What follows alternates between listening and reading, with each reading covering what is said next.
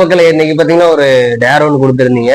அது என்னன்னு பாத்தீங்களா, பேர்ஸ் அண்ட் அனிமல்ஸ் வந்து ஃபுட்டு கொடுக்க சொல்லி அதுதான் நம்மளாம் நிறைவேற்றிட்டோம். அதே மாதிரி உங்களுக்கு ஏதாவது ஒரு ஆசைகள் இருக்கலாம், அவங்களால ஹெல்ப் பண்ணாம முடியாம இருக்கலாம். கண்டிப்பா அது இருந்தா நீங்க கமெண்ட் செக்ஷன்ல சொல்லுங்க, கண்டிப்பா நம்ம அதை நிறைவேற்றுவோம். வாங்க வீடியோக்குள்ள போலாம்.